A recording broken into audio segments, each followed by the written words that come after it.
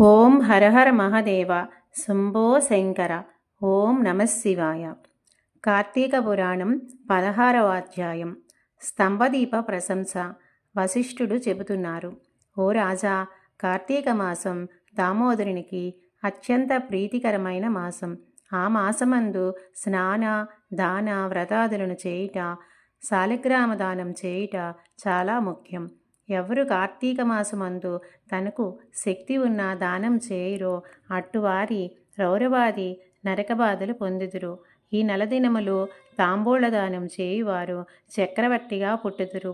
ఆ విధంగానే నెల రోజులలో ఏ ఒక్కరోజు విడవకుండా తులసకోట వద్ద కానీ భగవంతుని సన్నిధిని కానీ దీపారాధన చేసిన ఎడల సమస్త పాపములు నశించిటియే కాక వైకుంఠ ప్రాప్తి కలుగును. కార్తీక శుద్ధ పౌర్ణమి రోజున నదీ స్నానం ఆచరించి భగవంతుని సన్నిధి యందు ధూపదీప నైవేద్యములతో దక్షిణ తాంబూలాదులు నారికేల ఫలదానం చేసిన ఎడల చిరకాలము నుండి సంతతి లేని వారికి పుత్ర సంతానం కలుగును. సంతానం ఉన్నవారు చేసినచో సంతానం నష్టము జరగదు. పుట్టిన బిడ్డలు చిరంజీవులై ఎందురు. ఈ మాసములో ధ్వజస్తంభమునందు గాని ఆకాశదీపము నుంచిన వారు వైకుంఠమున సకల భోగములు అనుభవింతురు. కార్తీక మాసమంతయు ఆకాశదీపము కానీ స్తంభదీపమును కానీ ఉంచి నమస్కరించిన స్త్రీ పురుషులకు సకలైశ్వర్యములు కలిగి వారి జీవితం ఆనందదాయకమగును. ఆకాశదీపము పెట్టువారు శాలిధాన్యము గాని నువ్వులు గాని ప్రమిద అడుగున పోసి దీపం ఉంచవలెను. దీపం పెట్టడానికి శక్తి ఉండి కూడా దీపం పెట్టని వారును, లేక దీపం పెట్టువారి పరిహాసం ఆడువారును చుంచు జన్మలెత్తుదురు. ఇందులకొక కథ గలదు, చెప్పుదును వినుము. దీపస్తంభం విప్రుడగుట. ఋషుల్లో అగ్రగణ్యుడను పేరందున అంతగా మహాముని ఒకచోట ఆశ్రమాన్ని ఏర్పరచుకొని దానికి దగ్గరలో ఒక విష్ణు మందిరాన్ని కూడా నిర్మించుకొని నిత్యం పూజలు చేయుచుండును. కార్తీక మాసములో ఆశ్రమము చుట్టుప్రక్కల మునులు కూడా వచ్చి పూజలు చేయుచుండిరి. వారు ప్రతిదినం ఆలయ ద్వారాలపై దీపములు వెలిగించి కడుభక్తితో శ్రీహరిని పూజించి వెళ్ళుచుండెడివారు. ఒకనాడు ఆ మునులలో ఒక వృద్ధుడు తక్కిన మునులను చూచి, ఓ సిద్ధులారా, కార్తీక మాసములో హరిహరాదుల ప్రీతి కొరకు స్తంభం దీపం ఉంచినచో వైకుంఠ ప్రాప్తి కలుగుతుందని మనందరికీ తెలిసిన విషయమే కదా. రేపు కార్తీక శుద్ధ పౌర్ణమి. హరిహరాదుల ప్రీతి కొరకు ఈ ఆలయానికి ఎదురుగా ఒక స్తంభం పాతి దానిపై దీపమును పెట్టుదము. కావున మనందరం అడవికి వెళ్ళి నిడుపాటి స్తంభం తొక్కని వత్తము రండి అని పలుకుగా అందరూ పరమానందభరితులై అడవికి వెళ్ళి చిలువలు పలువలు లేని ఒక చెట్టుని మొదలంట నరికి దానిని తీసుకువచ్చి ఆలయంలో స్వామికి ఎదురుగా పాతిరి. దానిపై శాలిధాన్యం ముంచి ఆవునోతితో నింపిన పాత్రను దానిపై పెట్టి అందు వెత్తివేసి దీపం వెలిగించిరి. పిమ్మట వారందరూ కూర్చొని పురాణ పట్టణం చేయుచుండగా పెళపెళమని శబ్దం వినిపించి అటు చూడగా వారిన పాతిన స్తంభం ముక్కలై పడి దీపం ఆరిపోయి చల్లా చెదురై పడి ఉండెను. ఆ దృశ్యం చూచి వారందరూ ఆశ్చర్యంతో నిలబడి ఉండిరి.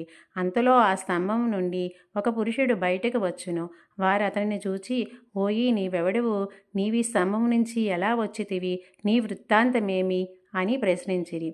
అంతా ఆ పురుషుడు వారందరికీ నమస్కరించి, పుణ్యాత్ములారా, నేను క్రిందట జన్మమందు బ్రాహ్మణుణ్ణు, ఒక జమీందారుణ్ణు. నా పేరు ధనలోభుడు. నాకు చాలా ఐశ్వర్యం ఉండుటచే మందాదుడైన న్యాయ విచక్షణలు లేక ప్రవర్తించి తిని, దుర్బుద్ధుల వలచితే వేదములు చదువుక శ్రీహరిని పూజింపక దానధర్మాలు చేయక మెలిగి తిని, నేను నా పరివారముతో కూర్చుండియున్న సమయమునే విప్రుడైనా వచ్చి నన్ను ఆశ్రయించునని అతనిచే నా కాళ్ళు కడిగించి ఆ నీళ్లు నెత్తిమీద వేసుకోమని చెప్పి నానా దుర్భాషలాడి పంపుచుండెడివాడిను. నేను ఉన్న తాసనముపై కూర్చుండి అతిథులను నేలపై కూర్చుండని చెప్పెడివాడిని. స్త్రీలను పసిపిల్లలను హీనముగా చూచుచుండెడివాడిను. అందరూ నా చేష్టలకు భయపడేవారే కానీ నన్నెవరినూ మందలింపలేకపోయిరి. నేను చేయు పాపకార్యములకు హద్దు లేకపోయేది. దానధర్మములు ఎట్టివో నాకు తెలియవు.